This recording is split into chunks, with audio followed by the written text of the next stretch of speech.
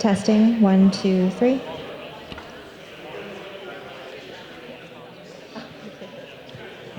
All right, good evening. I think we're going to get started in a moment, so if everyone can take their seats, we'll begin shortly.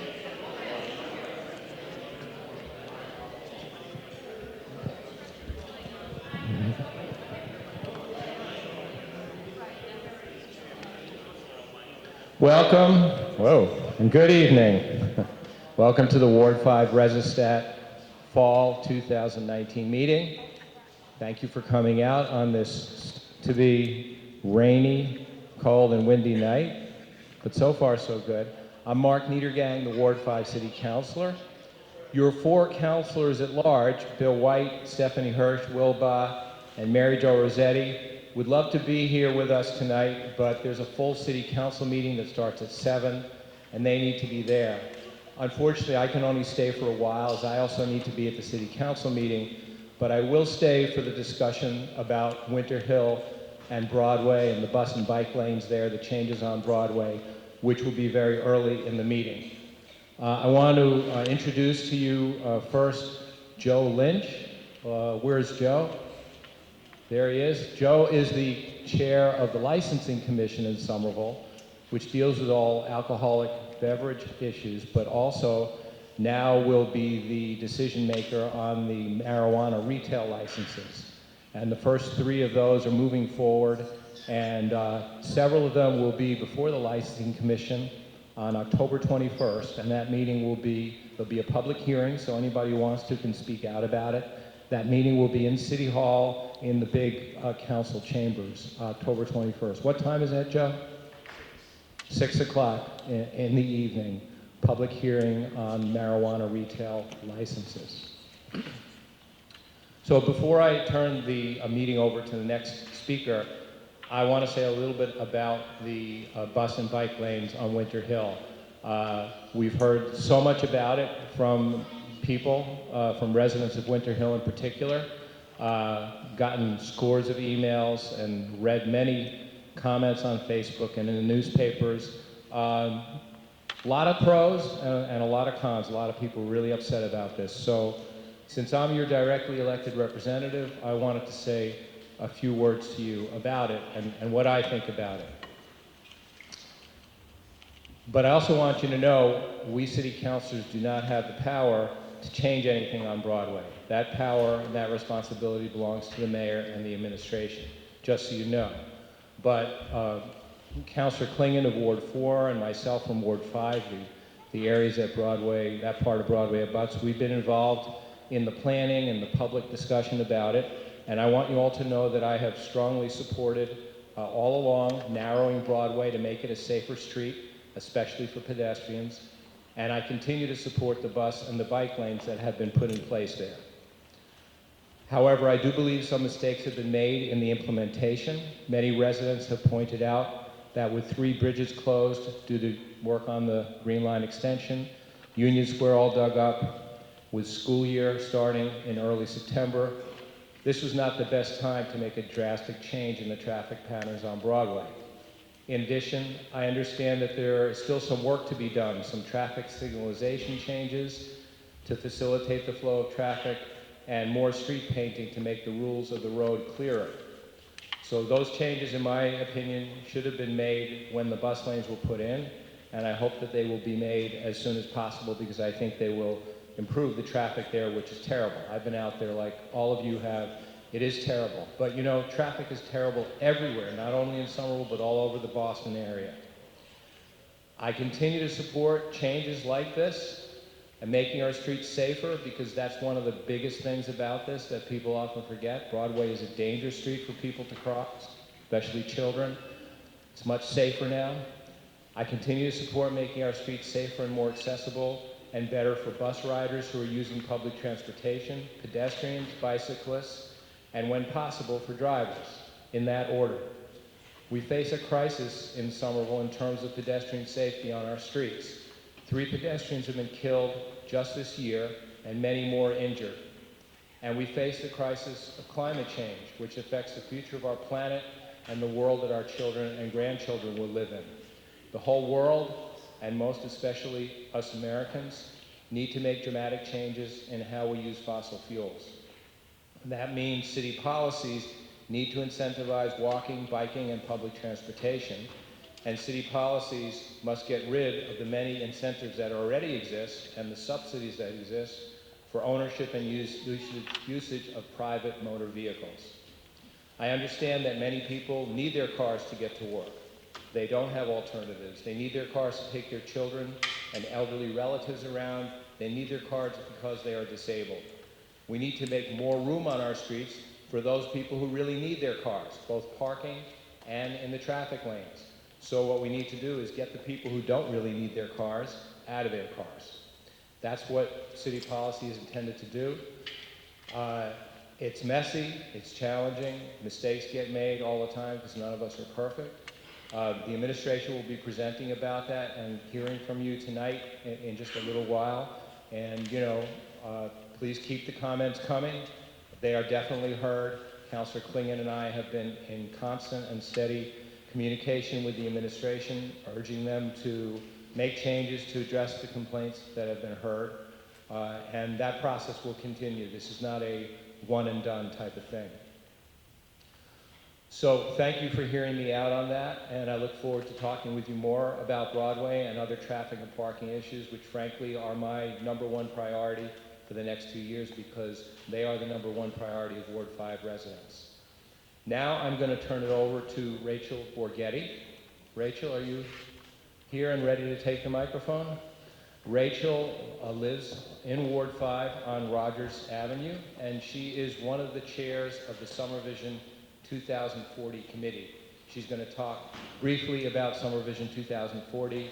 Then we'll have Brad Rawson, the head of the mobility department, talk to you and take your questions and concerns about the Broadway project. Thank you. Thanks, Mark. Hi, I'm Rachel Borghetti. I am, as Mark said, the co-chair of Summer Vision 2040. Some of you may have participated in Summer Vision 2030, which took place in 2009, 2010. So why did we need an update? A lot has changed basically in 10 years in Somerville. Things keep changing, and there was a feeling like the original plan, while good, needed just to be tweaked to reflect how the community is changing, things that maybe were missed in the first process. It's been a very fast/long process. It's all driven by residents. I am one of 3 co-chairs, but there's 75 Somerville residents on the overall Summer Vision 2040 committee. And we've been meeting since January, February, both in night meetings. We had an all-day, 2-day conference, really, and we've been separated out into different groups: affordability, so residential kind of issues, commercial. I'm captain of the public space and natural areas group, so a variety of groups looking at different aspects of the city. So all that being said, we've put a lot of work into it, but now, as of today, the draft is live online on the city's website, and so there's summervision2040.com if you want to give a comment. Comment period is open from today until November 1st for the overall document, and then there will be another comment period once we kind of have the final draft. We wanted to, if you read it, I personally apologize for our section. It's great, but it could definitely use more updates, more tweaking, but we wanted to get it out there before it was perfect so that people had time to give feedback and really think about it. So why are we doing comprehensive planning? Comprehensive planning is essentially leads to zoning and informs a lot of the decision making in the city. It tells the city staff what to prioritize, and so there's implementation priorities, there's equity goals, there's a variety of good information in there. So I'm just here to say hi from Ward 5, everyone, Ward 5 friends, and yes, please take a look, give your feedback. There's a variety of ways to give feedback, and after the November 1st document date, I believe there'll be a full document where you can comment and things like that. So thank you very much. Thanks, Rachel. All right, so before I hand things off to Brad Rawson, who's the Director of Mobility, I just want to kind of show you the agenda we have this evening. It's going to cover a lot of different topics. We won't be doing too deep of a dive into any particular topic, but we hope to take your questions as well as your feedback. So I'm going to hand things off to Brad. Thanks, Taylor. And thanks, Rachel and Mark and everybody else for your public service. Folks, my name is Brad Rawson. I'm a City of Somerville resident. Been part of this great community for 12 years. I see many familiar faces in this room. I remember when we were doing Ward 5 ResiStat meetings over at the VNA, and this is a really nice kind of room that we've been using for the last few years. Folks who have known me for a while know that the team that I lead has been responsible for 3 areas of public policy. For me, they're the most fun. They also tend to be the most visible and controversial. They have been mobility in all of its forms, from walkability, from pedestrian safety, bicycle, bus, and green line issues, to parks. So if you have been to Hoyt Sullivan this year and enjoyed the amazing park there that we've built, that's my team that I'm responsible for, and urban forestry. And the city has hired 2 arborists over the last year or so. So it's been really fun for me to see the way that the community has evolved. As Mark said, as Rachel said, Somerville is changing. And what is really, really important in these moments of change that we have dialogue, that we have opportunities for folks to learn, to voice disagreements when appropriate, and voice support for issues that we all feel are important. Look, cities are in a challenging moment. As Mayor Joe always says, we've kind of crossed this threshold where more than 50% of global population lives in cities around this planet. And in a couple of decades, it's going to be 75%. We are at the limits of our growth in infrastructure and sewers. This is why we're rebuilding sewer pipes under Cedar Street and in Union Square. We're at the limits of how people get around, which is why we are making investments in the Green Line and in bus priority and in walking and in biking. We are at the limits of our social equity kind of conversation. The drive till you qualify model is causing more parents to be further away from their kids and their schools as they're living in southern New Hampshire or up in the Merrimack Valley to commute to jobs down here in greater Boston. So we're at this turbulent moment. The important thing is that we as Somerville residents and as neighbors respect one another. We have all different perspectives, different needs, and thank goodness we still have a democracy here in this country that we can voice our opinions in a peaceful and safe way. So let me just talk a little bit about the context for the Broadway project. I don't know if folks know this, but transit agencies around the country are in crisis. This is about technology. This is about housing affordability.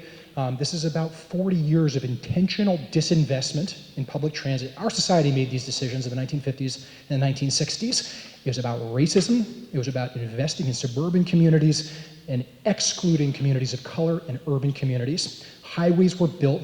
We know this. We know the States Avenues and the Nunnery grounds. This is all part of the same equation. When McGrath Highway was widened in the 50s, when the freeway was built through Assembly and through East Somerville and through 10 Hills in the 60s. And so here we are 40, 50 years later. Is it any wonder that our trains are catching on fire almost every week? Is it any wonder that people who ride the Red Line or the Orange Line are having to evacuate into tunnels?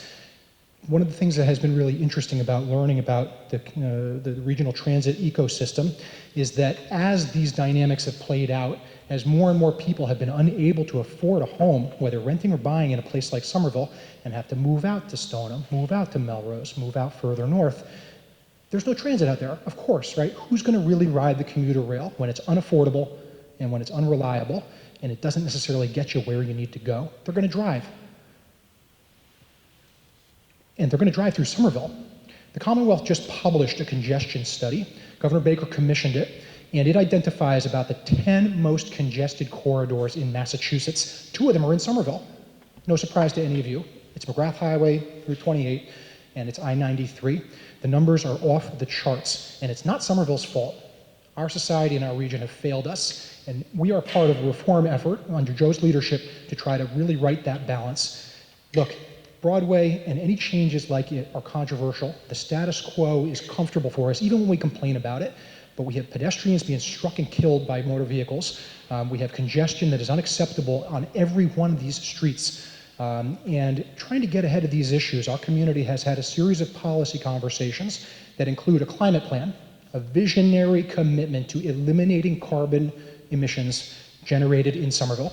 And I want to be clear, that commitment is not about regional pass-through trips. This is about all of our individual decisions, decarbonizing our heating systems and buildings, but almost 40% of the city's carbon footprint is coming out of the tailpipes of our motor vehicles, if we're residents or if we're workers in this city. So the community-based process that resulted in Climate Forward said we need to decarbonize our transportation system. It won't happen overnight, but folks, the Green Line extension is not enough. The community path extension is not enough. We have got to get buses running on time. Summer Vision Steering Committee, Rachel has been leading it this round. With the original 2030 plan, the volunteers who worked on that process for 3 years also identified bus mobility as a key part of our overall strategy for social equity and for mobility. And then last but not least, the MBTA has really been turning the corner since the apocalyptic winter of 2015. They've adopted a strategic plan. It's called Focus 40, and it talks about modernizing the commuter rail system, turn it into kind of a more of a regional electrified rail system like so many great North American cities have, not Boston. They've talked about, obviously, improving reliability on the Orange Line. The days of East Somerville residents having to ride an Orange Line train outbound to Wellington or to Malden simply to then jump on an inbound train because they're at crush capacity and can't get on an inbound train. That's insane for a world-class city like Boston. Thank goodness the MBTA is working through these strategic plans to modernize this legacy infrastructure, but it also flags the need for cities to do our parts. If the MBTA were to build a bunch of bus garages today, if they were be able to hire a bunch of bus operators, if they were able to buy a bunch of electrified buses, they actually wouldn't improve service for their customers because they're stuck in the same traffic that we are. So we've actually gone through this really interesting process now, all learning from one another. And cities like Everett's actually been the regional leader on this issue. Cambridge, Somerville, Boston, Watertown, and Arlington are the other municipalities that have been experimental, saying we control streets. We can essentially create transit ways on local streets if we just dedicate a lane of travel. So just wanted to show some quick data that have come out of these other projects around the region that we are learning from. And so we are doing the same. We are committed to measuring the success or the lack of success on Broadway. We are committed to finishing this project because right now it's incomplete. The traffic signalization that Mark mentioned is a fundamental part of the strategy. And gosh, folks, I wish that we could control every contractor that we want. Again, my team's responsible for parks. And when Hoyt Sullivan gets delayed because a certain electrical subcontractor doesn't show up, then we got neighborhood daycares and we got the Winter Hill Community School, people saying, oh my goodness, it's been a month, you're behind schedule. Why can't we play in this park? The same thing happens with our streets projects. We got a pavement markings contractor that had crew time and had a bunch of availability, and we had an electrical contractor that didn't. I wish that the signals had been done first, and I'm apologizing and I'm empathetic for folks who've been stuck in traffic. If you live on Upper Sycamore Street, if you live on Upper Dartmouth, I get the fact that you're having trouble getting out of your neighborhoods, and that's unacceptable, and we own that, but we're working to rectify it. Next week, the traffic signals will be modified and updated, and it's going to be a little bit easier to get through School and through Temple and through Marshall, and actually Main Street as well. So for anybody on the Ward 5 side of the hill, part of the congestion, it's not the bike lane, folks, it's the Nixon-era electronics in the Main Street signal. And when we retime that thing, it's going to start working a bit better. But there's one other important thing to flag, and this is a work in progress. We're managing this stuff and getting the data every day. Run times are not the only data we're getting. Traffic counts, crashes, pedestrians crossing, vehicles yielding to pedestrians consistent with the law. Just last week, I was in East Somerville talking to 60 residents about the 2 fatal crashes on Route 38, and it is painful for us to know that this legacy infrastructure is putting our residents at risk. We are working as fast as humanly possible to retrofit it and keep people safe. So we're managing with all of these data points. But the other thing I wanted to flag was the Green Line bridge pressure is real. Chief Fallon and Chief Breen are going to talk about it. We have been treating this as the snow emergency that lasts a year instead of it lasts a month. And the detours necessary that are pushing cars down Cross Street in East Somerville, over to Pearl Street and to McGrath Highway from one direction, and down Medford and Pearl from the other direction in your neighborhood are coming to a head at Pearl Street. On Broadway, it's the same thing. East Broadway is part of the detour routes, and this is a painful requirement to save the Green Line from certain cancellation 3 years ago. So we're doing the best we can. Our first responders and our communications departments are working on this, but some of the congestion that folks in your neighborhoods have been experiencing over the last 3 weeks are a product of the failure of the big state highways where McGrath Highway and Broadway come together. There's about 60,000 motor vehicles that use McGrath Highway in that stretch every day. It's unbelievable. I-93, the elevated viaduct, carries more than 200,000. Broadway itself is more like 20,000. Medford Street is more like 15 or 12,000. So again, we bear a regional burden, but our community has asked us time and again to invest in safe, human-scale, low-carbon ways of getting around, to give people a more genuine way to choose public transit. And as Mark said, we get that people have different stages and phases of life, and we want to make sure that limited capacity for things like parking and motor vehicle lanes are available for people who truly need them, as opposed to people who are just making that decision out of convenience, let alone the Uber drivers who are coming here from out of town and just motoring around, polluting our air, menacing our pedestrians. So forgive the long-winded explanation. If folks are here to have a longer conversation about Broadway, I'll be happy to take a question or two, but this is a community meeting that is about many more things than just this project. We've reserved the library upstairs. I'll stick around and talk with anybody, and we'll be doing community meetings this fall, reporting back on additional data as this project matures. I know it's been hard. We are sympathetic. We're not trying to make anybody's life unsafe or inefficient, and the idea of it taking half an hour to get across town is frustrating for all of us. But the work's going to get better next week when the contractor comes in and changes those signals, and then we'll have better data to report to you, and we'll continue the conversation. Okay? Thanks, everybody. Brad. So I live on 5 Street up Cedar, where the redirect is happening off the bridge. Yes. So just a quick ask. So in the mornings, exiting from 5 Cedar is very challenging because all the police are down on the block. And I was wondering if there's any way, just in the mornings, to have an officer there for an hour so that people can have 5 minutes. Yeah, the question was about Clyde and Cedar, about police detail coverage, and Chief Allen said that he and Captain Donovan here, of course, will work on it. Yes, ma'am. I go down Highland Avenue every day. The only option I have now to get into Cambridge. Once you hit McGrath Highway, it's nuts. It's insane, right? You're gonna get killed. I'm surprised it's not happening. Now coming back home at 4 o'clock, coming over to go to Highland Avenue, you've got the lanes, some going down the road, and 2 making the turn. Yep. You now have 4 making the turn. How do you want? Why can't we have an officer there? It's a great question. The question was now about the intersection of Highland, Medford, and McGrath, the old Sunoco site, the car dealership. 10 minutes to get home, it's a half an hour. That's a real stress point, and I know that we've been focused very much on Broadway and McGrath. We've been working with the state police and local police, but that's another pressure point. That's McGrath too. Yep. Yep, exactly. What I will say is that as part of the detour management strategy, the city of Somerville has been advocating with the MBTA and the Green Line contractor to update signal timings at Broadway, at Pearl, and at McGrath, at Medford Highland, because they're all a system, right? And so People from jumping 4 lanes, which happens every single day. this is true. I think it'll help with block the box stuff, but what you're describing is something else, which is those left-hand turns to Highland Ave. So, Mayor, do you want to say anything about that?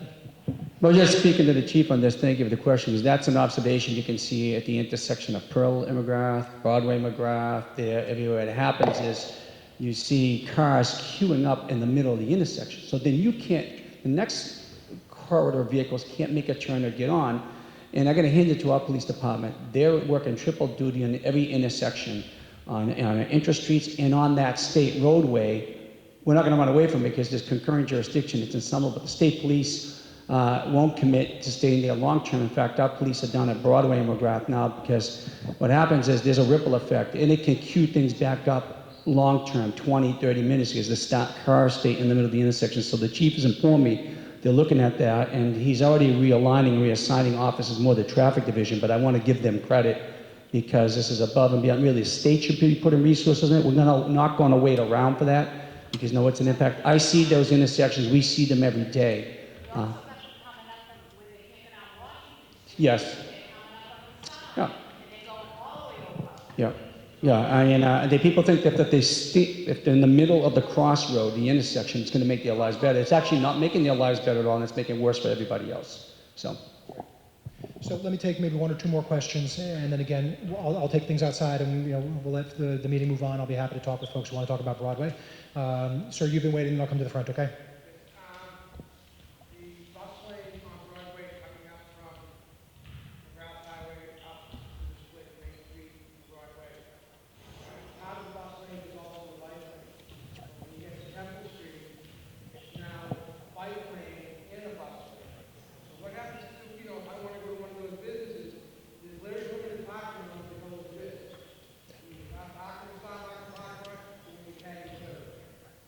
So yeah, great question. So the question, for if anyone didn't hear, was about parking resources, particularly on that westbound section as you climb up from Marshall past Temple and up towards Main Street. So the city's original design, which we of course bring to community meetings and solicit public feedback on, had exactly what you were describing. But after talking with merchants, and we did door knocking, and we were in every business, we were learning about loading, we were learning about customers, and we learned that that new building at the corner there has off-street parking around the back, about 60 spaces that are guaranteed to the tenants. And our residents who participated in those processes asked us for a separation. The other stakeholder that we were working with was the T itself. And the T was saying, you know what, that's actually a really uncomfortable idea for the buses to be sharing a lane with the bike riders because they're moving slowly up the hill. So I want to respect what you're asking, and that was the original idea. And then based on community process, we changed the design and now have what we have because people asked for those changes. So working on parking mitigation, parking policy is definitely something that we're working on. Meter timing, off-street regulations for side streets. The mayor has asked us to do a citywide parking study and policy reform effort this year, and so we're just getting that process started right now. But there are a great deal of off-street lots that often are guaranteed for residents, for patrons, and for workers in those buildings, and that helped inform that decision.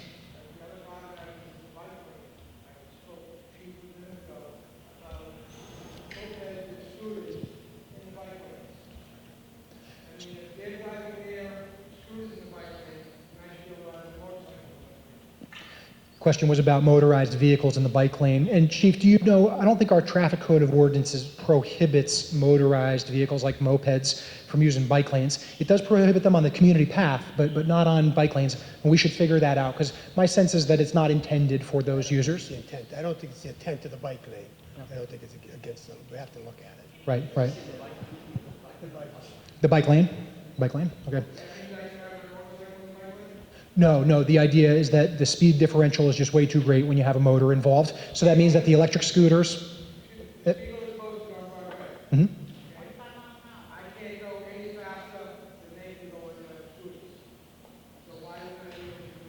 Right. No, the bike lane is intended for bikes as opposed to for mopeds or for motorcycles. Right. Yeah. You know, we've been thinking a little bit about this. Do folks remember when the electric scooter company, just unannounced dropped 50 or 60 or 100 scooters in Somerville last year? And we're like, what the heck? Because we didn't have a policy framework for where those scooters were supposed to operate, where you drop them, what happens if a customer just leaves them on a sidewalk. American cities have been dealing with this, these Silicon Valley venture capital funded scooter companies, and they just, essentially litter the communities with scooters. Scooters can be helpful, but we don't have enough of a predictable rules of the road yet. And so we said, folks, get on out of here until we figure this out. So we'll be working on that as well. I hear you. Right. Yeah. Okay. We'll be happy to look into that. Sir, you've been waiting, and then I'll come to you.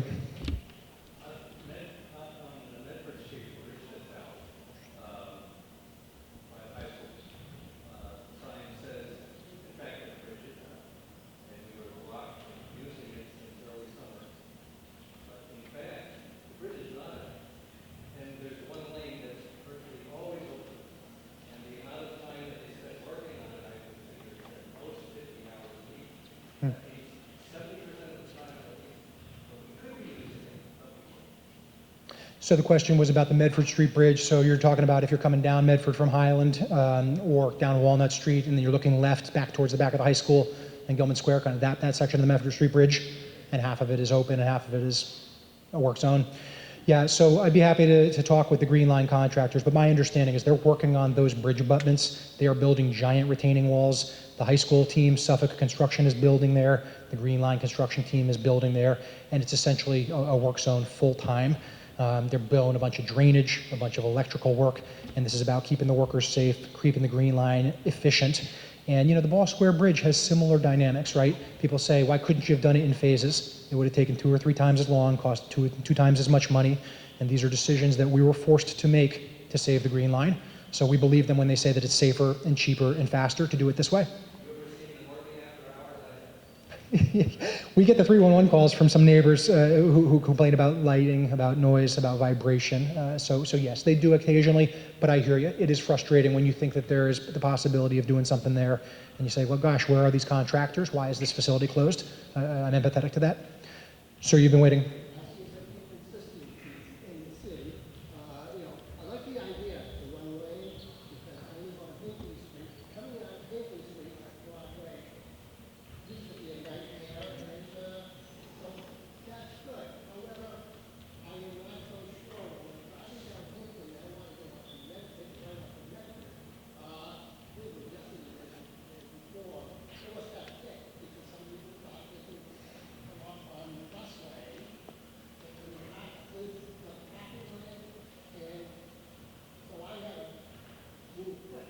Okay. And the same thing, last week was, last week Trump, with, these dealerships. I mean, that's very confusing over there. I don't know when I get there, how I can,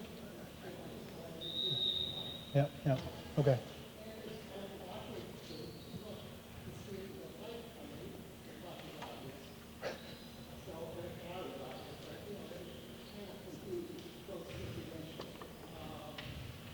So let me just repeat, if it's okay for the group, in case folks can't hear. So the questions were about the section of Broadway between Magoon and Cedar Street, essentially that Trumfield, Hinckley Street section. You got those crazy curb cuts with the Dunkin' Donuts and the CVS parking lot, and it's a little chaotic.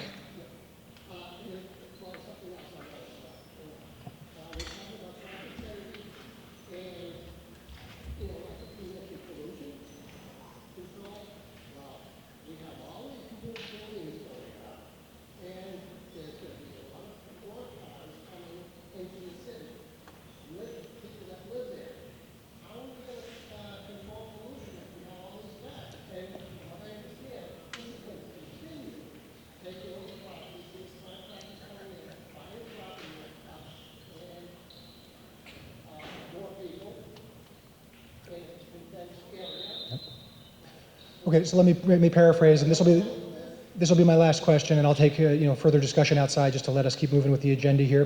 The question was about, as the region continues to grow, as we build more jobs and more housing, is it a foregone conclusion that you have more cars for those new residents? You certainly have contractors arriving, so that was the question. And I guess I would turn it on its head. We will only have more new residents with cars if we decide that that's an appropriate thing. Cities around the country and around the world have started saying, you know what, not everybody who builds a new apartment building needs to build a garage for those cars. Some communities do, but parking generates traffic. Tons of research on this question. So I think that our community, as we go through this process to try to manage development and achieve our affordable housing and commercial tax-based goals, we are having a discussion in the city council. Mark's been great on these issues about saying, hey, perhaps it's time to challenge that assumption that for every bedroom or for every apartment, you need a new parking space, because plenty of people will live without cars. The new generation, people aren't getting their driver's license the way they did when I was young, let alone others, right? So I think it's a good thing that we're starting to have these conversations. I just want to add, because that's a very good question, and thank you for your comments and observation. That all this helps us make more informed decisions. Brad mentioned about population, and our metro region is not unlike the metro regions in the world. It's going to increase in population. If we plan our future for cars in the city, that is what we're going to get. If we plan it for people, that doesn't mean the car doesn't have a future in Somerville. Now, the type of car, and hopefully will drastically change what fuels it and so forth for the sake of our planet and our future. But if we don't reclaim part of the public realm back for people to bike, walk, and you'll see some of this in my presentation, what it means on the positive side of the city, our future's not looking good. There was a study that came out a couple of days ago. It showed car ownership was skyrocketing, correlating to that was public transportation uses moving downward. That is a terrible scenario for all of us, for our economy, our public health, and our environment. And we're feeling the localized impact of that. So we are thinking about that as a community, not just as administration, with the council, with every stakeholder, understand what are the policy decisions we need to make. And we're trying to understand what is the best use of our public ways, of our right-of-ways, of our streets. What should our parking policies be for for the future. When new development comes in, especially in the neighborhood around these transit nodes, do we really want people to have a car for every unit? I mean, certainly in the old days of having one for every bedroom, you don't need that in some anymore. And not when the Green Line's fully built out, not as we continue to invest in our bike and walking infrastructure. So these are all the questions we're asking because what's at stake is too important. So I thank you for that. Brad, so Brad's going to be around. If you have more particular questions about that, to be here. I do want to introduce for you right now Chief Fallon. Thank you, Mr. Mayor. I'll start on the crime side. I think I don't want to be a party pooper, but we definitely share your concerns. But from a police perspective, and from our traffic unit and our officers are out there, what puts our citizens at risk on the streets is distracted driving. And Massachusetts should be a hands-free state. People on their cell phones and speed continue to put citizens, residents of this community at risk every day. The majority of the time, when you see an accident in the city, it's due to distracted driving and it's due to speed. And speed kills in a congested city. So, crime-wise, crime continues. Index crime is crimes against persons and crimes against property. So those are the numbers that we report to the Federal Bureau of Investigation. This is looking for, this is the previous 12 months. Index crime citywide has decreased 2% over 1 year and 3% over 2.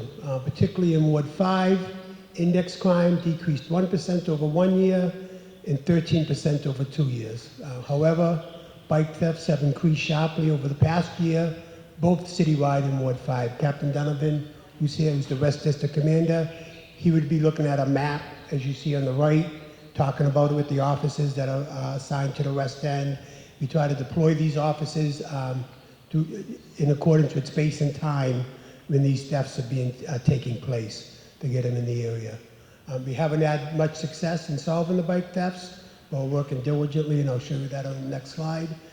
Big thing in Ward 5, violent crime has decreased 22% over 1 year and remains stable over 2.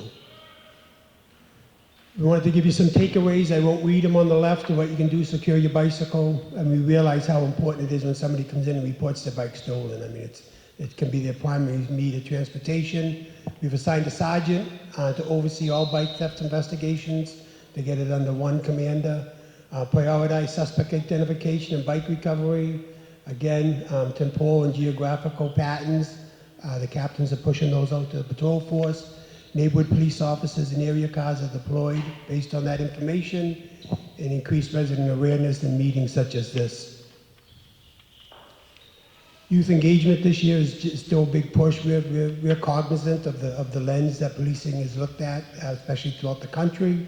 We're always trying to work to build our relationship with the community. The entire command staff believes that we're not going to be successful unless we have the authority of the community. So in the work hand in hand with the community, very successful basketball clinic this summer. SP officers held it, very well attended. Junior Police Academy continues to grow every year. And they may seem like small initiatives, but the idea behind these is that we want the first interaction that a police officer has with a youth in this community to be a positive one, because we believe once you make that human connection and know each other, that every interaction after that can be positive. And that's what we hold. That's the high standard we hold our officers to. Somerville Police Department, in June of 2019, for the first time in the history of the Somerville Police Department, we became an accredited police department. It's not the norm for a department of our size to be accredited. We worked very hard at it. We had a lot of support from the city, and it covers areas such as deployment, emergency response and planning, training, communications, property. So what it says is that our policies and procedures really meet the gold standing in policing. Those policies and procedures are on our website, everything from use of force to how we take in the evidence, how we book prisoners. If you're interested in look at them. And we'd love to have your input, so we would appreciate that. And every one of those are online. A core office, which we have in the lobby of the police department, community help outreach and recovery office, is staffed by 2 licensed clinical social workers and a drug and addiction specialist. And they work with the police officers every day about how to handle mental health calls in the community and how to deal with the opioid crisis, people suffering with the disease of addiction. And they work with the officers and say, look, You don't want to bring an arrest in. If somebody's in the throes of a mental health crisis, the worst thing you can do is arrest them. The best thing you can do is connect them to services in the community. So that's important to us. And the same thing with the opioid issue. You know, connect them with services, get them help. Like I said, we have a licensed clinical, a drug and alcohol clinician right in the lobby of the police department. So we've had great success with it. And what we're telling our officers is, when I got on the job 20 years ago, you got promoted if you wrote a lot of tickets. But what we're telling officers, we're going to promote you, you're going to advance in the police department if you're empathetic and you help people in the community. So that's the direction we're moving in. So a short presentation for me tonight. I appreciate your time. I appreciate being here. Officer Tony Manzelli, community police officer, almost 30 years, right? Almost retiring, but he's had a great career and he's proud to serve this community, as I am. So I can take one or two questions also, but I'll also be around the rest of the night as well. So thank you for your time. Any questions? Oh, sorry. You said that you get promoted by being empathetic and Sure. how do you measure that? How do we measure that? Well, we look at officers' interactions with the community. We look at how they interact with the core department. So the core office, do they direct people towards the core office, or do they arrest them? Do they follow up on calls and go back and see it? So if a family has an issue at night, one night somebody's, in the throes of a mental health crisis, does the officer go back and follow up and say, did you get the services you need? Did you get the support that you need through the community, things of that? Are they involved in the community? Do they come in the morning, get in their car and drive around all day? Or do they come in the morning, go to roll call, get in your assigned sector, park your car, kids crossing the street, help people move through traffic, go into businesses and say, how's things going in your business? I'm here. My name is David. I'll be in the area all day. I mean, what are you seeing in your business? What can I do to help you out? That's how we measure it, and that's how we hold officers accountable. Sure, straight pride parade. They're very important to us. What we realize from that is we're in a mutual aid agreement with Boston through the Cobra unit. We're looking at all the video. We're continuing to do an after-action report, and our officers, we empower our officers to come forward. If you see wrongdoing, report it to us. But I appreciate your questions, I really do. And we think, from a police chief's perspective, you have to be cognizant if there's members of your community that feel maligned, or we have to engage with them. And I think it's all about dialogue. It's all about talking and understanding where each other come from, and mutual respect, and working together for solutions. All right, that's it. I think my job is to introduce the mayor, Mayor Joseph Curtatone, and I really appreciate your time tonight. Thank you so much. Thanks, Chief, and good evening. Thanks for coming out this evening, and I really appreciate the questions and you being engaged. This is where we try to continue to empower you with data and information, and ask to be probative on what your concerns are, that information presented, only because we are trying to make 50 years worth of infrastructure improvement in 3. I want to say, as I've said for the last several months, I want to apologize for the inconvenience and disturbance you experience every day. I experience it as well. I get it. I travel all those corridors I mentioned today. I don't have a bus route from 10 Hills up to the high school and into this school to drop off my kids. So it's not easy, but we appreciate your flexibility and understanding that the benefits are tremendous and outweigh the temporary inconvenience. Our lives on that front, things will get better starting in March as the bridges start to open in March and April, and the Green Line will be complete 2 years from now. The high school less than a year from now. And remind us, if the state had run the Green Line project like they should have, it would have been open in 2018. So now we're trying to catch up all that at once. We're also paying the price of years of neglect of pushing off our liabilities for our water and source systems, our streets, our buildings, our assets. And we owe for the future into ourselves to act today with an eye on tomorrow, but we realize that that's not easy. I could have think of a hell of a lot better things to do to see the state close 3 bridges at once. Believe me, it would make my days a lot less stressful, but Brad is right. And remember that it is about economies of scale. Not only is it's more cost effective, all the data shows that it would have been a much longer project, and the length of a construction project has more negative impact on our daily life and daily disruption, and a negative impact on our local economy. So We've talked a little bit about, and a lot within the community, about the importance of our local economy, whether for job creation or for quality of life, but we really discuss what the city is doing to ensure that that economy is thriving. So tonight, I want to speak to you about the many ways, sort of behind the scenes, along with some data and information, that we are working across many departments to help our alternative economies and small businesses adapt and thrive amid a range of challenges in their lives as well. So we are fortunate here in Somerville. We're proud. We're proud to have such an interesting and diverse local economy. We don't just have your typical businesses and chains. It's something I'm sure all of you agree it's pretty unique and we love about Somerville. But rather, the bulk of our economy is made up of independent, small and micro businesses, and as well as our maker and artist community, and our self-employed residents and entrepreneurs, and our startups and our incubators, along with the newer, larger employees that we are trying to attract, and national businesses that are coming to our transformational areas. The success, really, of our local economy isn't just important, obviously, to the individual businesses and participants, but really, obviously, to our community overall. Our economic diversity doesn't just fuel our city, it truly does define us. Somerville is known, again, for local, independent businesses, our artists, our makers, and more, and at the same time, their existence and productivity supports many of our other community goals and the values that really make us who we are and that we cherish. So through them, we achieve goals like walkability and sustainability, like diversity and community, and we grow the jobs that we are striving to create. Now, the bulk of our local community and economy is made up really from the first four groups on this slide.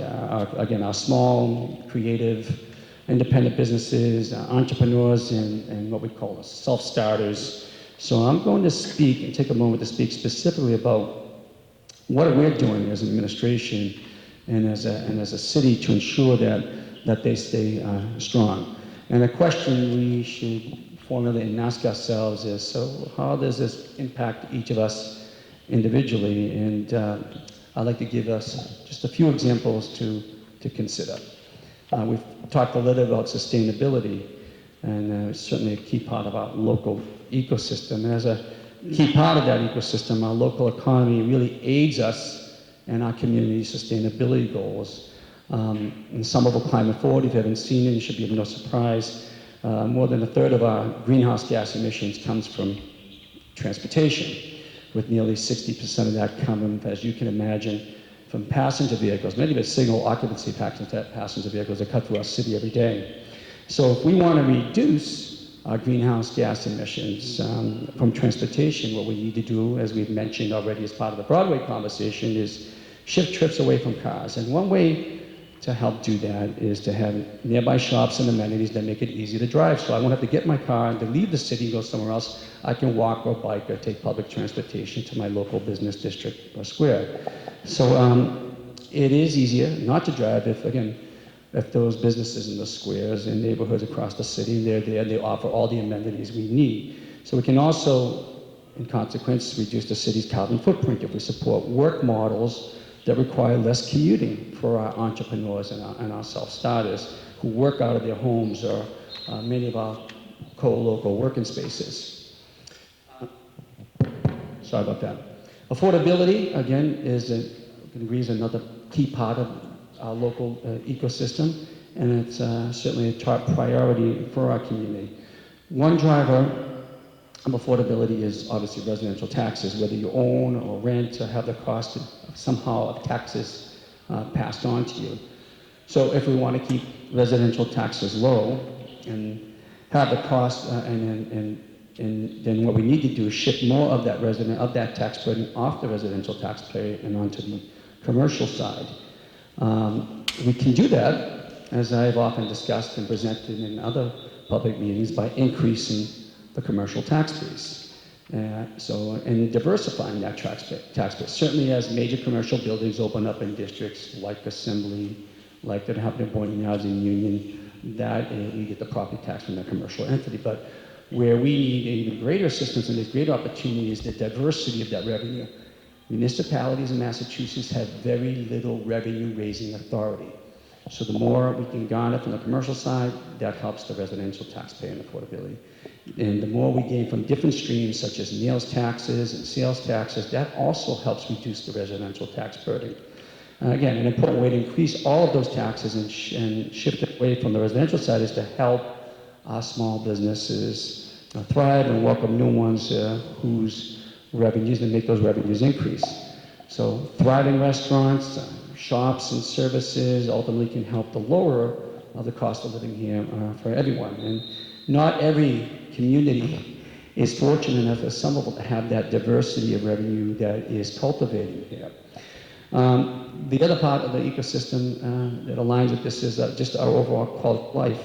So a healthy, as you can imagine, healthy local economy impacts our quality of life. And I hear so often along with our diversity and sort of this sense of community and on our unwavering commitment to progressive values, one of the many things that many of us love about living here is, again, the walkability and vibrant squares and business districts, and they're continuing to grow.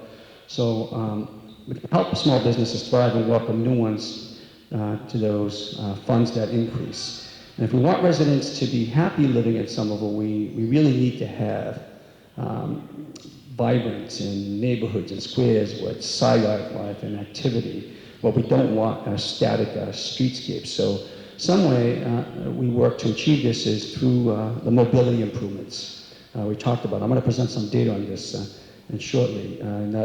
So in the many cultural events and placement and density that bring people to our neighborhood districts and squares and frequent those restaurants and those businesses and those services.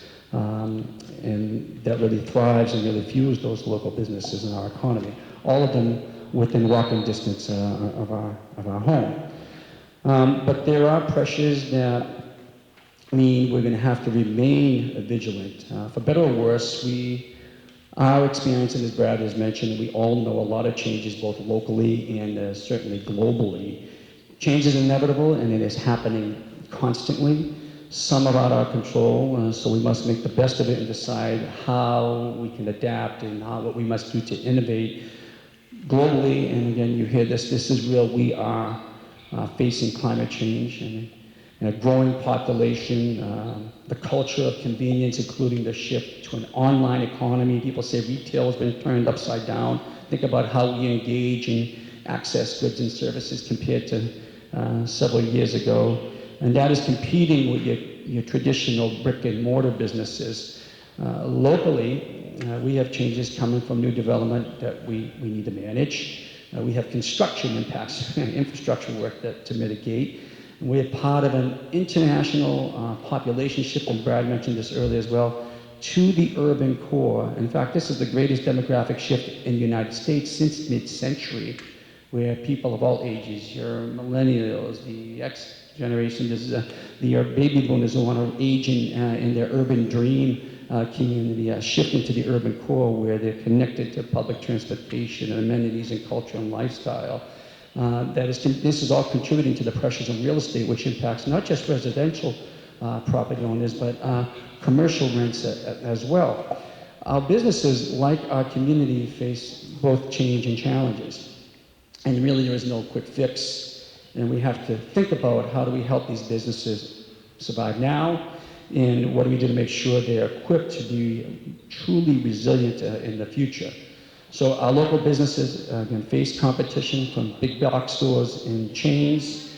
They have staffing challenges, and many times they also have barriers for startup capital to launch. So what the needs they have are for things like information and training. How to navigate red tape, which we are continually working on to reduce, but we still have work to do.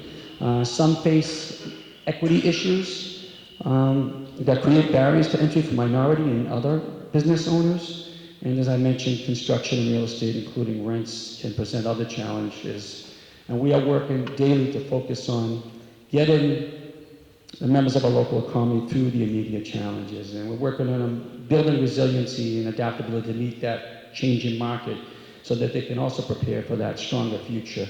And the challenges that are really for us in Somerville, which is it's great, but every business is different. And as you can imagine, their needs are different.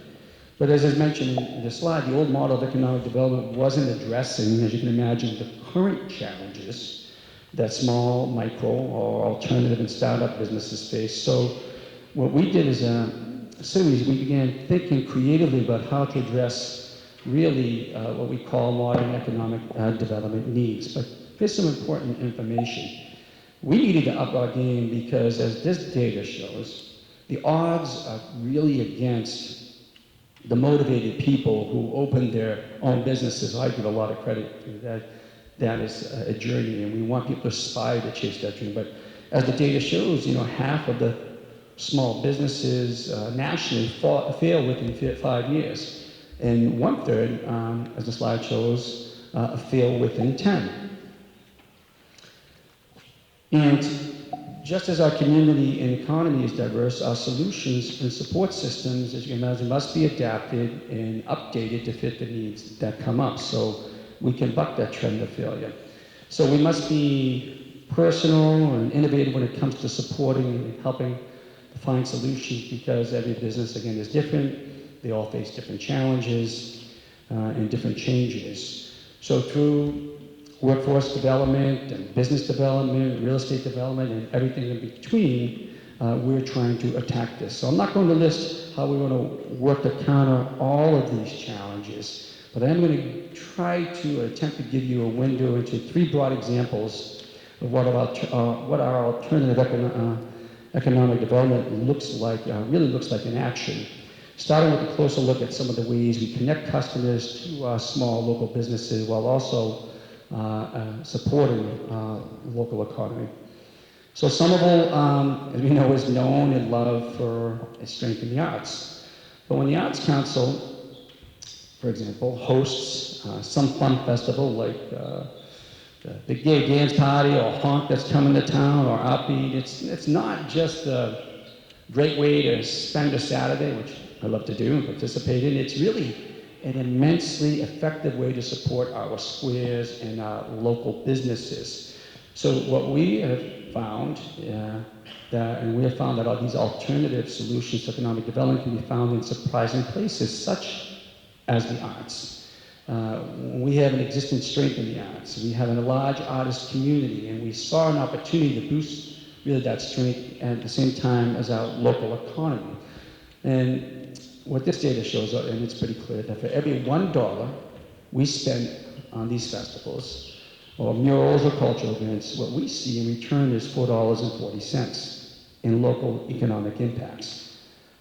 First, there are the direct benefits to the artists and makers we hire, providing them with those opportunities, as well as the money the Arts Council pays for supplies or tents of promotion like posters. There's indirect and compounding impacts that come as some of these dollars can get spent or recycled again locally. And finally, we draw crowds in. In many cases, big crowds. Fluff, I think, had almost 30,000 people, and Honk will be jammed this weekend as well, and we've all been to places, things like Upbeat. And so those crowds, as you can imagine, visit local shops and establishments. They buy food, art, and a bunch of other things. And while at Festas, visitors also notice restaurants. One successful restaurateur many years ago told me, the thing I want next to my successful restaurant is another successful restaurant and another one. And this cultivates sort of that environment of activity. And so they notice these restaurants, they notice services and nonprofits to also return to later. And this kind of place building and placemaking builds a customer base as well over time, a customer universe. And investing in the arts may be unconventional economic development too, but we've already seen how much return on investment it can produce. So we've been making smart investments by recognizing truly the strengths of the arts. So on this piece of data, you can see the multiplier effect, and it is significant. We had an independent research firm look at just the economic impact of our arts union programming in Union Square.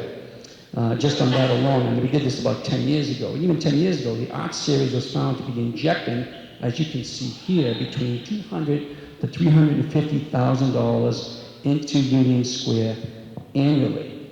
That was a decade ago. I look back at event spending by the Arts Council over the past 5 fiscal years, multiplied, in this case, conservatively by 4, not the 4.4 times, as the researchers identified, shows our cultural and arts events have injected more than $3 million over 5 years, right, and this goes right into our local alternative economies and our small businesses. Now that doesn't include additional spending covered by grants or the increase to the meals or hotel tax they surely help fuel and contribute to as well. But I do want to come back again to this idea of placemaking. As you can imagine, people stick around in places where they feel comfortable. And we strive to make them comfortable with activity. So outdoor furniture, appealing parks, and other spaces and special events, good ways obviously to attract people to areas to stay, to socialize, to engage, not to mention the positive social impacts it creates. So when we do this, we do see results. So everybody know where Kenny Park is in Davis Square. You're coming down Highland Ave, it's that last park. So after we fixed up the park, renovated it, did the water feature over, we added just movable chairs in that little plaza area. And what we saw was 40% more people were sitting in the park. Now mind you, Davis Square was always considered this model of smart growth, but that small, significant investment resulted in 40% more people sitting in the park. That means more parents watching their kids in the splash park by the day, or couples out on dinner dates in the evening, and that in turn helps support our local businesses and our economy. Now, when you drive, since we're talking about Broadway buses, let me talk a little bit about this important, but when you drive, and I am a driver as well, full disclosure, you miss the businesses. Does anybody know what percentage of traffic that comes through our city actually originates, and say actually, maybe simplify that. How much of it is cut-through traffic? You want to take a guess? What percentage of cars as part of our local traffic on a daily basis is cut-through traffic? No guesses? 90? Who said 90? You're close. 83%. 83% of the motor vehicle trips don't start or end in Somerville. Think about that. Which is why mobility investments support our local economy as well. Again, studies have found that communities that improve pedestrian and cycling infrastructure, guess what happens? They gain new businesses. Private investment increases. Customers spend more. Dedicated bus lanes, folks, are part of this. The facts back it up. They increase ridership, so you get more people walking past businesses to and from the bus stops rather than speeding by, which actually in turn leads to more customers. Let me show you some data, and this data comes out of Portland, Oregon, and there are many other data like Brookings and other institutes that have really butt-rest a lot of our policy decisions. But there are many studies that show benefits to local businesses when more people walk or ride bikes. And again, from Portland, Oregon is just one example showing that cyclists tended to spend more per month because they stop more often at local businesses, followed by pedestrians, and then auto and other forms of transit. The key with the transit is to make sure it is also reliable as well. But biking and walking infrastructure, there's no denying how our local economy and our overall outlook and quality of life improves greatly. So just as our community and economy is diverse, our solutions, again, and support systems must be adapted and updated really to fit the needs that evolve, the needs that really come up. So again, we have to be personal and innovative when it comes to supporting and helping find solutions to equity issues, because every business, again, is different, and as I mentioned, they all face different changes and different challenges. So anybody here opened as a proprietor business, opened up their business, large or small? Anybody here? I know there are a few of you here, don't be shy. Nobody's opened up a business? Anybody here working a startup? Anybody working at home? Okay, a few. Don't be shy, I commend you, that's great. It takes a lot of work, all right? And there are some barriers to entry that do keep people locked out. So not having access to capital funds to cover overhead and startup costs, having to figure out all that associated red tape for different permits and licenses and approvals, language barriers, finding the right space and being able to afford it, having all the necessary skills and training to handle all the parts of the business. We see how this plays out, and the data shows it. The majority of businesses are male-owned, and minorities only own, this is in Somerville, 18% of the businesses. Now, some of these barriers, they're long-standing, they're systemic. A study of wealth in Boston found that white households in the area had a median net worth of nearly $250,000. And while African-American households had a median net worth of $8, without capital and some financial security, opening a business, you can imagine, for these folks might be too big of a risk. So what kind of an impact can this have, or does it have on us? Well, look at how do people typically fund a business startup. That gives you a good sense of it. So one thing we've tried to do to address some of the systemic challenges in one of our programs is NIBBLE. NIBBLE, again, is one attempt at lowering the barriers for immigrant entrepreneurs. Immigrants are twice as likely to start a business as US-born residents, but they obviously can run into roadblocks around things like language barriers, again, startup costs, and getting the proper permitted certifications, the same types of hurdles. The Arts Council NIBBLE program helped entrepreneurs navigate red tape. They offer support in other languages and help them organize low overhead events like pop-ups and vending at festivals. These are two permanent businesses that have grown out of that. And it's called Las Carolinas and the Nibble Kitchen. If you haven't, they've been at all kinds of events around the city. I mean, truly fantastic. Nibble Kitchen's at Bow Market with an ADA compliant commercial kitchen. This is a model economic development uses and our economic development team uses in other industries as their one-stop shop events where business owners can come in, they can talk to any relevant city departments to get help with their permits and licenses and get help in other languages. And it's informing us how to approach this new entrepreneurship. Sometimes lowering the barriers to entry may mean looking at our own rules and regulations.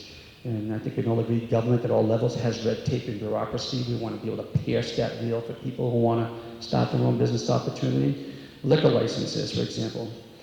This is an outdated model for the state. We like to say if you like the restaurants in Somerville, one of the great variables for the success is how we approach the liquor license distribution. We got away from the old model and false marketplace where a proprietor could, even though they don't own the license, under the law you have a privilege of possessing it, could sell it at fair market value. If you go to Boston now and you want to open up a liquor establishment, you buy one of the traditional liquor licenses, you have to spend about $500,000.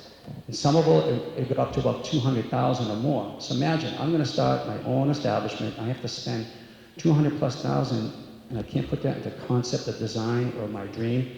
And we changed that. So we work with the state to get new liquor licenses that we control the price of, which makes them more accessible. Now restaurants and establishments pay a nominal fee to the city, so it makes it's a less of a barrier of entry and better capital at their disposal to make their business a success. The same goes for other entities like food trucks, creating more flexibility, lower startup costs, and eliminating the need for the right real estate. And we've updated our regulations to allow for more of this activity. So our economic development efforts need to keep up, again, with also how people are working, because that is also changing. The way people work has changed, and we're looking for ways to support that. 5.6 million entrepreneur firms and micro businesses exist in this country. Almost all have fewer than 100 employees, and 89% have fewer than 20 employees. So these Small shops still need office and lab or flexible manufacturing space, but they might not want be able to afford their own space. So we look at supporting co-working and incubator spaces where those companies can begin, as well as helping them find new spaces in Somerville as they grow. Some good examples are obviously Greentown Labs. This is the largest clean tech incubator in North America and approaching to be the world as well. And they have a total of 120 businesses have used the space. You might recognize some of the names like L3, Voxel 8, Right Hand Robotics, which grew out of that and is now in the old post office in Union Square and growing again. They've created more than 900 jobs, Greentown Labs, in the city. And how do we support them? We help find, as we recruited them out of the seaport, they were being priced out. We help find space for them down at the old aim safety envelope site, and we've expanded into the old Mako site as well. We supported the expansion with an innovation fund loan we did in exchange for job creation, which they've hit out of the park. Provided opportunities also to partner with companies to allow them to test their products in the city. So they're a climate solution, clean tech incubator. We have climate solution, climate action goals. And so we've opened up the city as a test lab for ideas. Maybe it's an app that helps us manage our building asset or energy systems. Maybe it's weather monitoring systems and so forth, but it allows them for proof of concept so they can go seek more funding and grow. And we're also working with them because we have declared we want to be the climate solution capital of the world in action and policy and value, but also unlocking an economy of the future as these businesses grow and expand, that they may have a permanent, more expansive home in Somerville. The other is Artisans Asylum, which is now one of the world's largest maker spaces. And they started down on Joy Street in Brick Bottom. We really didn't know what they were doing. Really just a bunch of people came together to have co-working space and have this creative space. And part of that really thriving fabricator, artist, and maker movement in the city.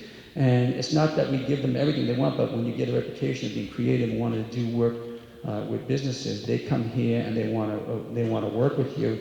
And they are really hitting out of the park, and they're getting a lot of money out of venture capital and Kickstarter funding.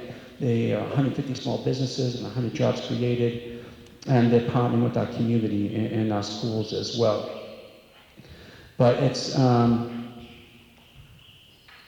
folks, let me just move on here, my notes. Artisans is also making us understanding and forming our policy decisions around our zoning. As part of our zoning reform embodies maintaining fabrication spaces where this type of collaborative creativity and innovation can occur and new entrepreneurship is cultivated. So what Greentown is for clean tech is happening in other sectors as well. We have co-worker spaces open. We looked into our regulations, as I said, for home-based businesses and changed those so it's easy for people to work at home. And we've adopted artist and maker-friendly zoning. I know George Proakis was here. He may talk about this. He's the head of strategic plan and community development. Economic Development Division has expanded their programs beyond the traditional brick and mortar programs. For example, we used to have a heavy focus on storefront improvements. And we've developed, for example, an active entrepreneur network where small business owners and self-employed people, they come together to network and share advice, and they share best practices. Between 75 to 80% of our member businesses are women, and they are minority owned. So you've heard some of the things the city is doing in support of small businesses, but it's also worth pointing out as I finish up that what we can do as consumers has power as well, immense power, because when we spend locally, as the adage goes, we're investing locally, we're investing in Somerville. And this is where our individual actions come in. When, again, we shop locally, a greater percentage stays local and continues to help Somerville. Businesses hire people, as you can imagine, in the community. A lot of times they are sponsoring many community events or youth programs or sports teams, either scholastically or different types of other programs. They're getting their supplies and sourcing them locally. They bring in other small businesses to remodel or design their establishment or their website. So if you're going to decide where to spend your money, keep in mind that those dollars have bigger impact when they're spent locally. For every $100 that is spent on a locally owned business, as the data shows, 68 will stay in the community. And what happens when we spend that same $100 on a national chain? Well, a lot less, only about $43 stays in the community, according to the data and the research. The number of Somerville small businesses continues to grow each year. Just in the last several years, the majority of these businesses, again, are small. This chart does not track which businesses have come and gone, but it does show a steady increase in businesses opening up here. Most of these are small, or what we call micro, and micro is less than 5 employees in that business, and around 100 to 150 have more than 20 employees. So this chart doesn't include sole proprietors, and that would be sort of your freelancers, your artists, etc., who do not employ at least one person. Again, 489 net new businesses since 2012 alone. So that's a flavor of how our approach to economic development, supporting our small business to create a resilient, diverse commercial tax base is supported or fuels a lot of other policy decisions, how they collide and work with one another, and how our individual actions can support those efforts. So I know I talked a lot. I know there's a lot of information. I thought rather than just talking about potholes, I'd give you another form of data tonight. I'm going to take a couple of questions only because I usually tend to talk about them. I'm going to be right here. I'll be around after the meeting, sure.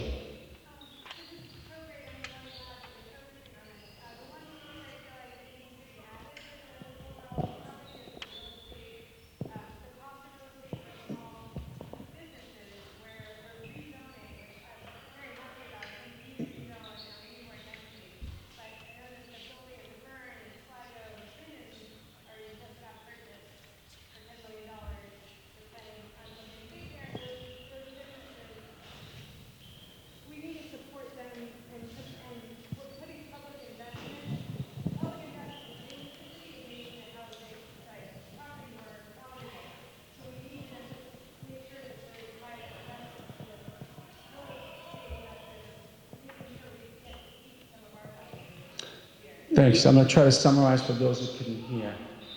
Tell me if I missed anything.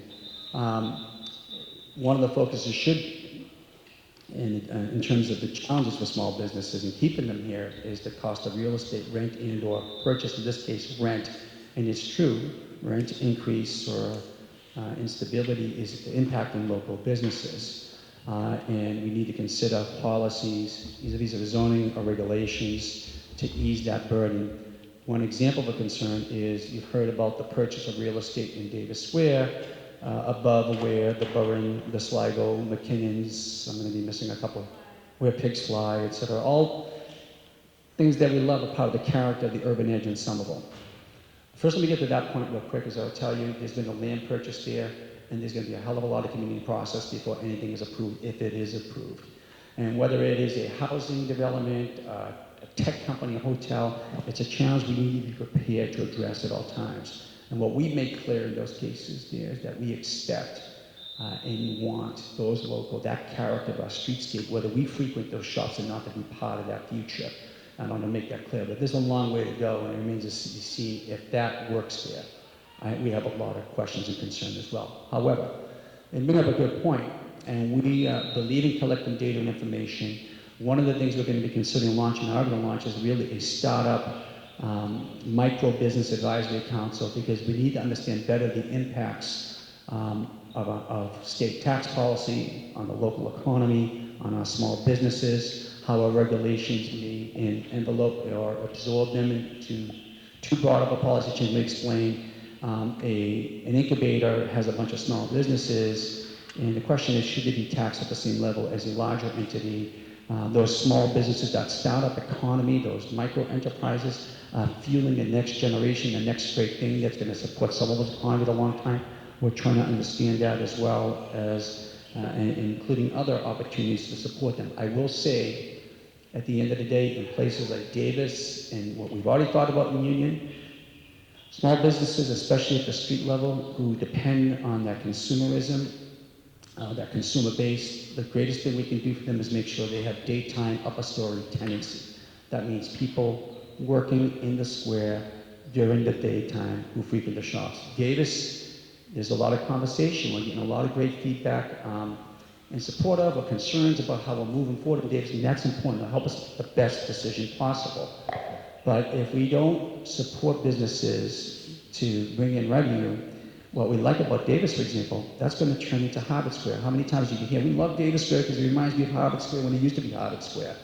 Well, if we want that to remain, have that special sort of funky, hip character, as they call Davis, we're going to make sure we're supporting them with policies and an approach that brings people working in businesses in the second, third, and fourth stories and above in some areas. That's one of the ways we do, but we are looking at all the other different regulatory opportunities we have to support them as well, so thank you. I'll take one more, and then I'm going to be right here. I'm not going anywhere, I'll stick around. Yes? Hi, I'm Jackie Young. I live here in Northside, and Hi. I think it's great, and we do a lot of programs to support opening up restaurants and bars in Somerville. But I have a family, and I see a lot of families here. And when you have a family, you're not thinking all the time about opening up restaurants and bars. You're thinking about going to the grocery store. Yeah. Is it your favorite? Do you want to no less than 4 grocery Be honest, you escaped Cambridge to Somerville for a better life. Many of us have done that. That's okay. no less than 4 grocery stores within half a mile of my house. Today, I can walk to no grocery store within half a mile of my house. The closest is Quarter Square, and I have to walk a mile uphill back to my house for the groceries. So I drive to Medford. I have to get in my car. It's inconvenient. I hate it. And I'm spending my money like I'm going to summarize. I'm going to get it right. So it's great that we have all these local establishments like restaurants and bars and so forth that are pretty cool to Somerville. But concern is there aren't a lot of grocery store or healthy food choices to buy fresh produce and so forth, and that you can walk to, and you have to get in your car and go to other cities. That's true, and thank you for that comment. We were the world model for taking on the challenge of reversing the trend of childhood obesity. That was the model for Let's Move. And one of the many systems we looked at is food access, food security. Now, some parts of our city are food deserts, not because, like other cities around the country, that you'd have to travel several miles to get to a supermarket, but the man-made built environment precluded you from walking to an area. So think about if you're on Mystic Avenue and you live in the Mystic Housing Development, or that part of Winter Hill. Star Market closed, and the closest food source in terms of the range of options is Stop and Shop. What do you have to do to get to Stop and Shop? You have to take, in many cases, your kids or your senior, and you have to cross 6 lanes of a secondary arterial highway. I've seen old ladies sprinting across the highway, and with their carriage. That's the type of isolated food deserts we've created in the urban core, and we are focused on that. So we were excited that, by the way, what street are you on, if you don't mind me asking? Okay, so when we got Be Fresh and Davis, and really and that was it was a journey because we thought we were going to get roach bugging and stuff. We wanted a food source that the community, for those very reasons, wanted a local establishment where they can get healthy foods, groceries. And Winter Hill, we're sticking to our guns when the owners of Star Market wanted to bring in an Ocean State job lot. The community said, no, it's part of our vision. We need to have a healthy option, affordable fresh produce and foods here at our disposal. And as we work on the plans, we're now working on that site for development, redevelopment of the community. That is going to be part of it. And we're looking at that at all future developments in all Square, in Union, and so forth. We're excited that not too far by we have some local establishments like Duloc, the butcher shop that opened up. I think they just moved down this summer. I know. Yeah, neighborhood production, but we right on. So those are in our planning considerations, and I know George Borrego here and others, but you bring up a good point, and we're all on board. So, and we hold steady on and firm on those policy decisions. If you do have landlords or developers come in and say, well, the easy thing for me to do is this. It's housing, it's that, or this retailer. And we just have to make, again, bold systemic changes and decisions as a community to think about the long term on land use policies and activities on our streetscape as well. I appreciate that comment. We agree, and happy to talk to you more about it as well. I've talked too long. I'm getting a signal. I'm not going anywhere. I appreciate your time. I'm handing off to you. Oh, Taylor Coe. Thank you. Thanks, Aaron. All right. I know we are getting a little bit late tonight, so I'll make my quick updates as quick as possible. We also have Chief Breen here from the fire department and Brian Postlethwaite from engineering. Summer Baby is a great program that the city offers for our newest residents, our newborns, all the way up to 1 year old. This program is free and a multilingual home visiting program. If you are interested in scheduling a visit, we have multiple points of contact. We also have printouts on the side bench over here if you would like more information. We also offer a number of other programs for young children and families that is also printed out on the side on the bench. So our lead service line replacement program just received new funding. The goal of this program is to replace non-copper lines. So a lot of those lines are on the older side and are at risk for things like corrosion and leaks. So to check if you are living near a lead service line, you can visit somervillema.gov/lead services. If it turns out that you do have one, we do have this program so that the line can be replaced free of charge. If you do want to be considered for replacement in the spring, we're accepting applications on a rolling basis, but to be considered to be replaced in the spring, we do have a deadline of December of this year. For more information, you can visit the website or contact our engineering department, extension 5400. Rethinking reusable and recyclable materials. We often see recycling in the news a lot these days. Our Office of Sustainability and Environment is constantly thinking about how can we be more sustainable in our daily lives. Many of you probably have our zero cart bin, which has all the types of recyclable materials that you can just put into one place. When we're thinking about contamination, we're thinking about two types. So the first type is a little bit more subtle. If you are not sure if something can be recycled and you do end up putting it in the bin and it cannot be, it does slow down the time to sort those recyclable materials, and it also ends up driving up costs. So if you're ever unsure, we do have this magical tool called the Waste Wizard. You can find it on the city website at somervillema.gov/wizard. So if you're ever in doubt, that's a great tool to double check.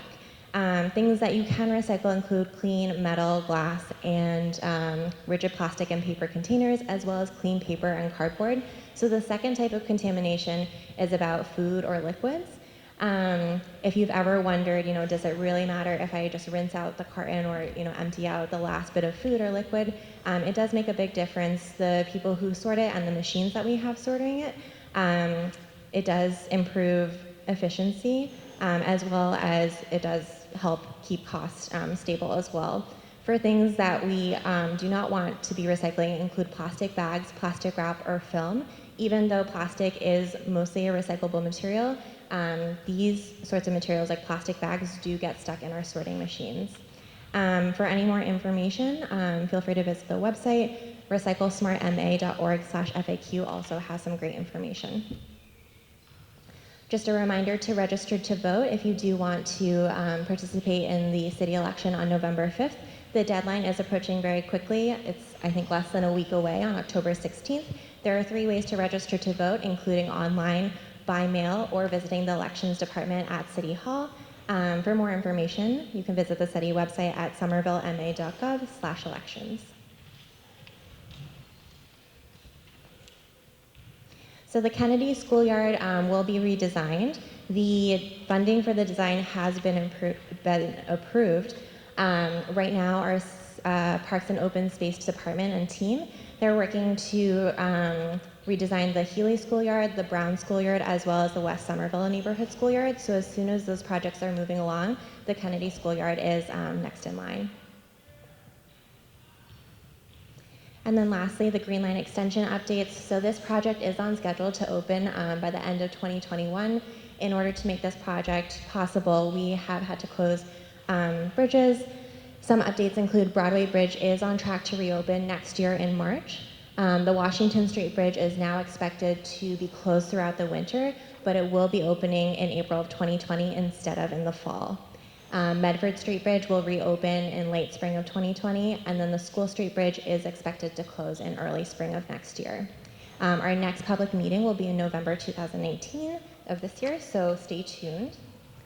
And throughout this process, we know it has been a very trying time. We are doing our best to remain vigilant about traffic management. We do have an interdepartmental team dedicated to this specifically, and it includes many members, including from fire, police, mobility, engineering, traffic and parking, communications, as well as other staff members. We have a three-pronged approach, which includes advanced planning, daily monitoring, as well as rapid response. One of our efforts was to collaborate with the GLX team for the Reboot Your Commute campaign. We had communications materials going out to 96 neighboring cities and towns, 84 media outlets, 29 medical facilities, 26 colleges, as well as large employers in the area. We do want to continue to hear your feedback, so we encourage you to either contact 311 or to contact construction@somervillema.gov. There are many ways to stay informed about this project. The Mass DOT GLX updates are posted on the website at mass.gov/GLX. We also provide construction resources, so we have a construction newsletter as well as a website. We also encourage you to sign up through City Alerts if you have not already at somervillema.gov/alerts. And we also have our city newsletter, which gives kind of a great overview of stuff that's happening around the city, including events as well as other important updates. So now I'm going to hand things off to Chief Brain from Somerville Fire. And staff will be around to answer your questions after the presentation, and these slides will be available online.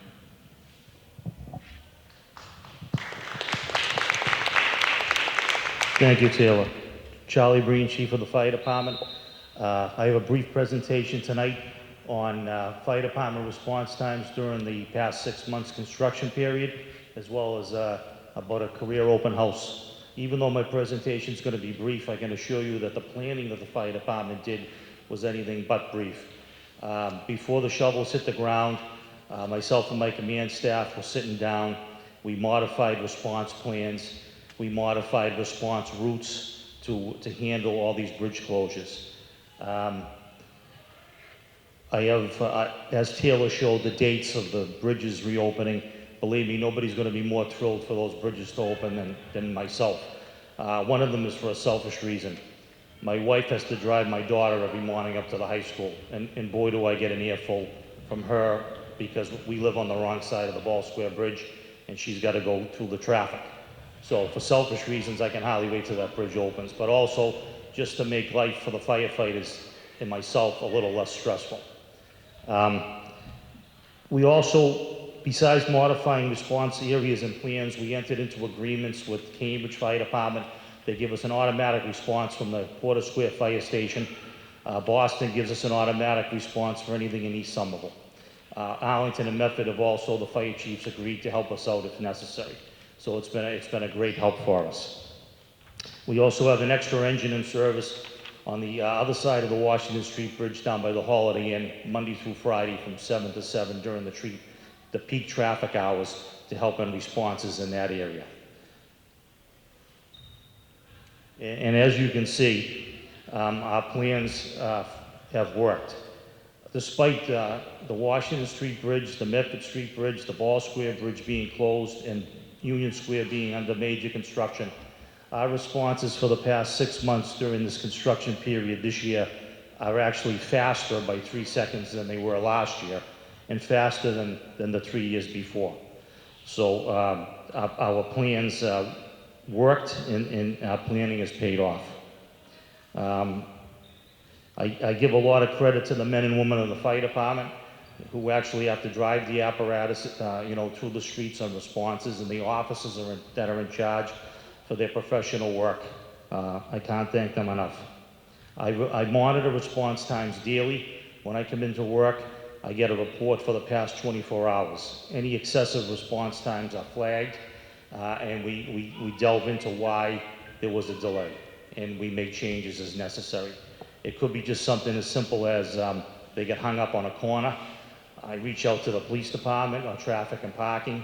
They do some enforcement. If that doesn't work, I've established fire lanes on certain corners and whatnot. The interdepartmental cooperation that I have with the police department and with Brad and his team, I can't say enough for, and it's part of the reason why our plans have been successful. When I have problems, I give them a call. They're on speed dial. and they've been great to work with. I also like to give a plug for, we're seeing a decrease in the past couple of years of people who are taking the fire department exam, and it's concerning. So we're having a career open house on November 16th at fire headquarters from 10 to noon. And we ask anyone, there's a test going to be coming up in April of 2020. Anyone who's going to be 19 years of age or older that might be interested in a career in the fire department, we'd ask you to spread the word. Have them come down to fire headquarters on the 16th. We're working closely with the personnel department. We want to keep the fire department diverse. We work in a diverse city. If we start losing that diversity, it's not good for the city, it's not good for the department. We're getting out into different community groups, different faith-based organizations to get the word out to try to get more diverse candidates to take the exam as well. Thank you for your time. If anybody has any questions, I'll take them. Otherwise, I'll be here for the rest of the night. If you have any fire-related issues, feel free to grab me on your way out. Thank you very much.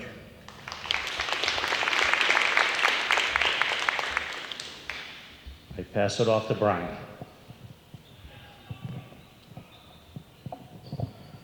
Good evening, everybody. I'm Brian Postwaite, Assistant Director for the Engineering Department. We've talked to you this evening a lot about change and how things are changing very quickly in the city of Somerville. One of the things that has not been changing very quickly in the city of Somerville are our combined sewers and the flooding that we get. So I wanted to talk to you some about that, and then at the end we're going to talk a little bit about Medford Street. So many of you may have seen the rather numerous floods that we've had recently over this summer. Ward 2 and Ward 1 seems to get the brunt of it, such as Lake Street here, but Ward 5 also gets our fair share of it too, primarily on Albion and Alpine Street and that neighborhood, but there are other locations in the ward that receive some flooding, especially during the fast summer storms that we've been having. So why is flooding a concern to us? Because it's a safety and health hazard. Like I said earlier, we have combined sewers, floodwaters are not clean, and it's also can be property damage issues, but also they contribute to combined sewer overflows, which is what, if you ever hear somebody say CSO, that's what CSO means, is a combined sewer overflow, which means that we have our sewers draining into the rivers, Mystic and Alewife in particularly. That's an environmental problem. So these are issues that we're trying to resolve in the city, but they are challenging. A couple of things that create these flooding problems, and there is coastal flooding. Of course, in the winter we have problems with snow melt, and our drainage system is mostly designed for sustained rains, but what we've been experiencing a lot lately, it seems, are these really fast rain bursts that happen primarily in the summer. And what we've found is that when we get about 1/3 of an inch in 15 minutes, that's when we start seeing water come up onto any of our low-lying streets.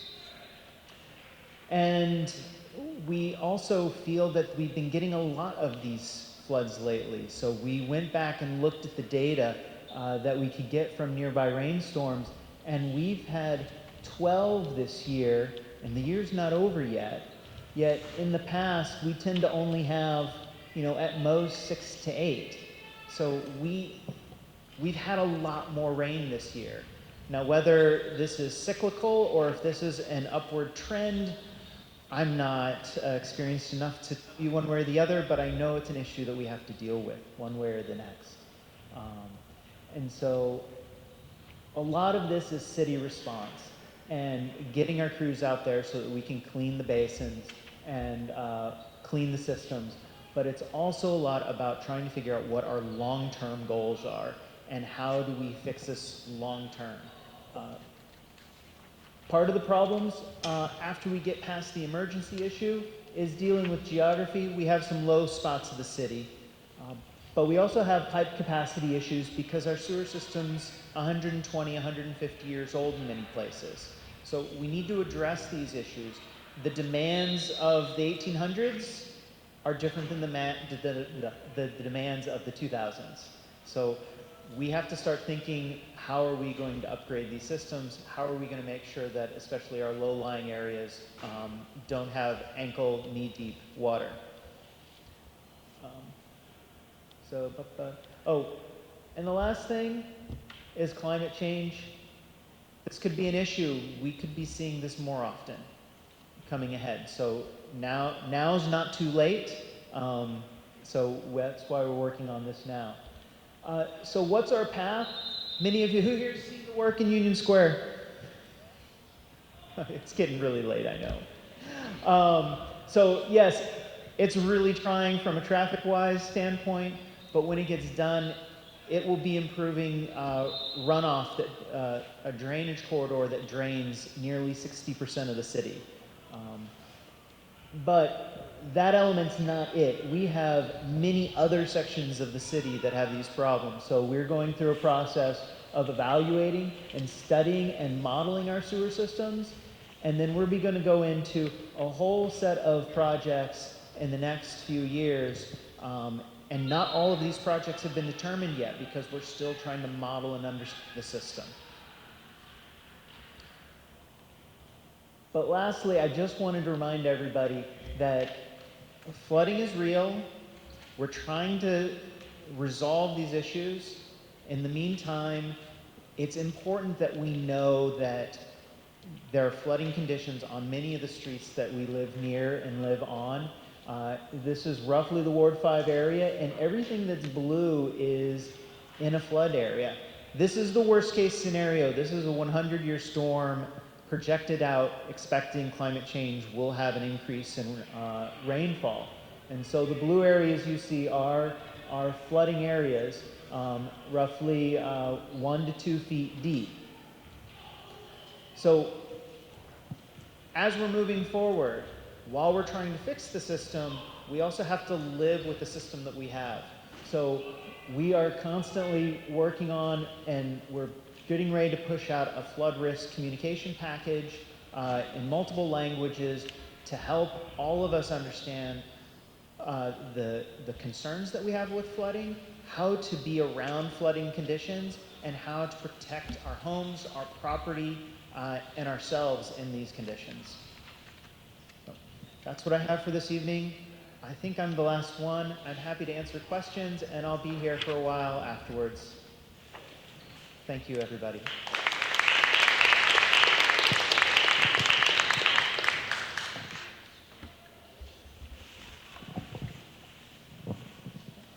Yeah. Sure. Oh.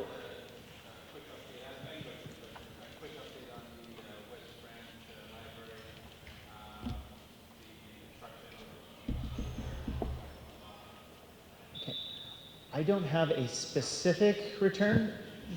That's I'm sorry, was it the completion of the West Branch that I believe should be spring, late spring, coming up in several months? That's the target, but you know, we'll get that out to the list of who that's the date. So far, all full steam ahead. We're doing a lot of work quick. Great project. Thank you. Any other questions on flooding? I just remembered there's a slide on Medford Street if anyone wants to see Medford Street pictures. Medford Street is moving along not quite as fast as we really were hoping it would be, but we do have a substantive amount of sidewalk, especially between Central and Glenwood, completed or almost completed in the next couple of weeks, and we expect to finish up in the spring and pave in the spring. But we feel like now it's getting so close to winter, it's time for us to button up and make sure that it's safe and clean for the winter.